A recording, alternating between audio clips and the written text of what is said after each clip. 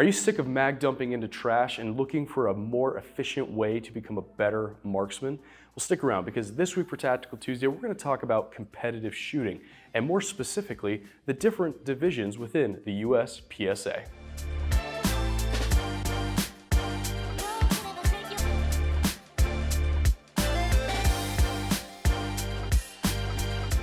And as a friendly reminder, if you're not already subscribed to our YouTube channel, go ahead and do so now. Hit that subscribe button and that notification bell. Doing so not only helps us grow our channels and continue to bring you awesome content, but it lets YouTube know that this is the type of content you want to see on their platform and helps the firearms community grow even further. As mentioned in the intro of the video, for this week's Tactical Tuesday, we wanted to take a couple minutes to explain the various divisions within the USPSA, or the United States Practical Shooting Association. The USPSA is currently the leading competitive shooting organization within the United States and can be broken down into 8 specific divisions. Each division has a very specific purpose and gear requirement. The reason for the various divisions is to make sure that one competitor doesn't have a massive advantage due to gear over another competitor within the same division. For that reason, each division has specific gear requirements and restrictions, with the idea being that if you want to get good within that division, you'll need to practice and let your skill, not your equipment, be the winning factor. Regardless of your shooting level, whether you're a brand new shooter, you just got your first firearm and you're looking for some good direction on how to use it, or you're a very seasoned shooter looking for a way to really push yourself and compete against other seasoned shooters, the USPSA is sure to have a division that will work for you and your equipment. Another thing you need to know before we dive into the various divisions within the USPSA is that many of those divisions can be broken down into 2 scoring factors, those being minor and major power factors. This is the formula used in scoring based on the power of the round. On C and D zone hits, major power factor guns score 1 more point than minor power factor guns. The minimum acceptable bullet diameter for all USPSA divisions is .355 or 9mm/38 special. An example of this is that most production line ammunition is considered a major power factor because of its higher power output. But there are those who choose to use special downloaded rounds which cause the gun to cycle less aggressively and have a softer felt recoil. However, those rounds would be considered a minor power factor, thus worth less in the overall scoring in the competition.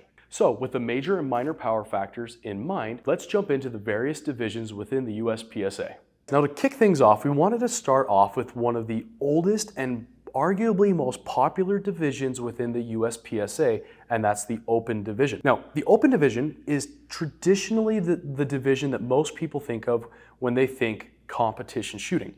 And that's because this is the division where you're going to see a lot of guns like this CZ Checkmate that I'm holding in my hands, as these guns are permitted to be used within that division. When compared to the other divisions within the USPSA, this division allows the most modifications to the handguns to be used. Some of those modifications you're going to see are a exaggerated compensated front end, large flared mag wells for faster reloads, extended magazines, frame-mounted red dot sights, and heavily modified triggers.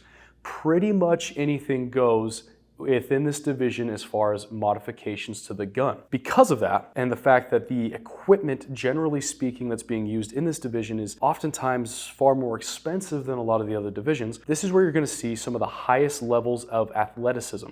Generally speaking, this division is not the one you're going to immediately jump into when you start down the competition world. A lot of guys are going to start on some of those lesser divisions, work their way up, build that skill set, acquire that equipment, and then eventually end up in the Open Division.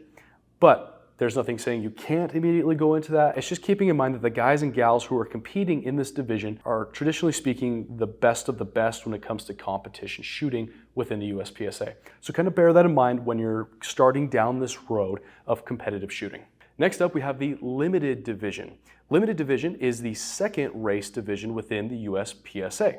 The guns that are allowed to be used in Limited Division are extremely similar to those used in the Open Division, but there are a couple equipment distinctions that need to be known, such as within Limited, you are not allowed to use as long magazines, so they must be shorter. You're not allowed to have a red dot sight on the gun, nor are you allowed to have compensator on the front of the gun. However, you can still use a single action, double stacked firearm. Within the limited division, you will find both major and minor power factor pistols. However, within the limited division, they require that the minimum caliber size for major be 40 Smith & Wesson, resulting in all 9mm calibered pistols being classified within the minor power factor scoring. And within the limited division, due to the fact that there are magazine size restrictions, you will find a slight capacity advantage when running with the 9mm cartridge, but because of the major and minor power factoring, you will find that a lot of guys choose to run a double stack 1911 chambered in 40 due to the fact that it does score a little bit higher when hitting those targets. And then within the limited division, you will find a subdivision called the limited 10. The whole purpose of the limited 10 division is to be compliant with those states that only allow 10 round capacity magazines. Next up, we have the production division. Now, the production division is one of the USPSA's most popular divisions. And the reason that this division was created is that they wanted to give those choosing to use duty-rated, out-of-the-box handguns a place to compete without having to directly compete against those who choose to use purpose-driven race guns. Now, the great thing about this division is that you really don't need to have anything overly fancy to compete. This division does have a 10-round magazine capacity restriction. And the reason for that is they wanted to have a division that regardless of where you go within the country and regardless of your local state laws, you will be able to compete within that division using your stock class handgun. And the production division really is a great place for people to start off and kind of get their feet wet within the competitive shooting world, as it doesn't require you to have any kind of crazy purpose-driven handgun. So go ahead and grab that stock Glock or handgun that you already have and get out there and start competing. Also, keep in mind that within this division, traditionally speaking, you will find that it is scored on the minor power factor scoring. Next up, we've got the single stack division. Now, the single stack division came about because of the desire for many to compete with the traditional 1911 style handguns. This division does score in both major and minor power factors, with the major power factors having a magazine restriction of 8 rounds and the minor power factor having a little bit more wiggle room with 10-round capacity magazines. And the gun cannot weigh more than 45 ounces. This is a newer division within the USPSA and was specifically designed, again, for those who wanted to compete with the traditional 1911 style handguns. And with that being said, in order to compete in this division, you must use a traditional 1911 style handgun, such as this Alchemy that I'm holding here. As you can tell, this pistol does not have a red dot sight, compensator, or extended magazine, again, due to the restrictions within this division. So if you are a fan of the classic traditional 1911 style handguns, this is going to be an excellent division for you to compete in, and we highly recommend checking it out. Now, if you're a fan of the big iron or classic revolver style handguns, this next division is going to be the one for you. Next up, we're going to talk about the revolver division within the USPSA. While not the most popular division, it is still a favorite amongst those who love to run the classic style revolver handguns. This division is scored in both the minor and major power factors, and within the minor power factor, you are allowed to use an 8-shot cylinder, and in the major power factors, you are restricted to the 6-shot cylinders. So keep that in mind as you're choosing a handgun to compete with within this division. This is the division where you will oftentimes see guys running things like the Korths and other, tricked out Smith & Wesson Performance Center revolvers, similar to the one I'm holding here. Now again, if you're a fan of the revolvers and you're looking to get into the competition world, the revolver division of the USPSA is one you definitely ought to look into. Next up, we have one of USPSA's newer divisions and arguably one of the most popular divisions. It is the new Carry Optics division. Now, the purpose behind this class is to allow those who are running a production style handgun that has a slide mounted optic mounted to the gun. And with the ever-growing popularity of running red dot sights on everyday carry style handguns or duty style handguns, they wanted to create a division that would allow the competitors to run a red dot sight on their handgun without being forced to compete in the divisions like the open division, where you'd be competing against guys who have guns that are very purpose-driven for competition. So, running a handgun such as this Smith & Wesson M&P with a red dot sight on it is permissible. Now, there are a couple things to keep in mind when finding a handgun for this division. For example, compensators and flared magwells are not permitted. The gun cannot weigh more than 59 ounces, and the gun has to be on a pre-approved USPSA list. And another very key important factor to keep in mind when picking out a gun for this division is it must be a double action, single action, or striker fire only. That means all of the single action pistols like the 2011s and single action CZs that you'll oftentimes see in the competition circuits are not permitted in this division.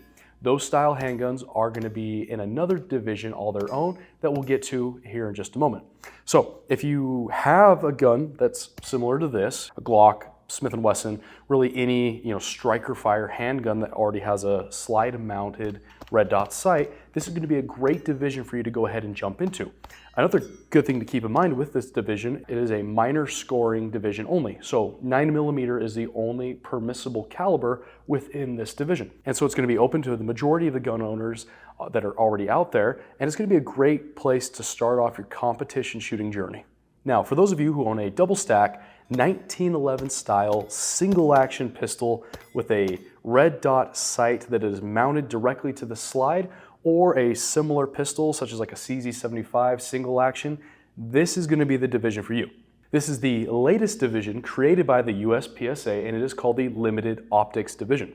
This division was specifically built for those competitors who are using these very popular style pistols. And since by the USPSA's own rules, these style handguns are neither a production style handgun due to the fact that they are a single action, nor do they fall into the full-fledged race gun category like you're going to find in the open division. The USPSA has gone ahead and created the Limited Optics Division specifically for these competitors. But the other good thing about this division is that these style handguns are very commonly used in the 2 and 3 gun competition worlds, meaning that those athletes who are already competing in those style competitions can now bring their equipment and join the USPSA and compete within those divisions. So it kind of has opened the door to a lot of athletes to get over into the USPSA and start competing. The other thing to keep in mind about this division is it is a minor power factor score only division. So you're only going to find guys running 9mm double stacks within this division. So it's a great place for those who have these style handguns to get out and start competing. Now, one thing to keep in mind about this division, it is currently in a provisional state. The USPSA has created this division to see what kind of popularity and demand it has, and depending on what they see in return and based off the turnouts, they'll make the decision on whether or not they want to keep it as a full-time division. Now, personally, I think that due to the popularity of these style of guns, I don't see it going anywhere. I fully think that the USPSA should keep this as a full-time division. And last but certainly not least, the final division within the USPSA is the Pistol Caliber Carbine Division, or the PCC Division. What makes this division so great is that, unlike some of the other divisions within the USPSA, there are very few requirements as far as the equipment is concerned within the PCC division. There are no magazine length restrictions, no capacity restrictions, no gun weight restrictions. Red dot sights are permitted. And within this division, you will very commonly see guys running very tricked out AR-9 style platforms. But it is not uncommon to see firearms such as this, the SIG MPX, being used as well. We've got a guy here in the shop who has run it with an MP5, and he performed quite well with that gun. If you have really any style of PCC, which those guns have become increasingly popular in the last few years, this is going to be a great division for you to go ahead and jump into and kind of get your feet wet within the USPSA world. So if you've already got one of these, This is going to be awesome for you. You're going to be able to get out there, stretch your legs, start competing right away and having a lot of fun. So as you can tell by this video, pretty much regardless of where you are in your firearms journey, if you're looking to get into the competition realm, the USPSA will have a division that you will be able to compete within. So if you're looking to push yourself to become a better shooter, to really hone those skills and really just have a good time as far as shooting goes, the USPSA is a great place to start. They have matches all over the country, so regardless of where you live, it's not difficult to find a local venue where you'll be able to go and compete with other locals in your area to have a great time. Here in the St. George area, we are very blessed and very fortunate to have the Red Cliffs range where we are able to go out there and compete on a fairly regular basis and get good training. That way, as the USPSA events come around, we're able to jump into those and really start competing. It's a very popular thing here in town, and it's a very, very popular avenue within the shooting community. So guys, if you have any questions as far as how to get into it, what kind of equipment you might need, everything you saw in today's video, we have here in the shop, and we're able to answer any questions that you may have about, the different divisions and what to expect when starting down this road of competitive shooting. There's quite a few guys here who are very passionate about this realm of shooting, and we would love to spend that time with you answering any questions you may have.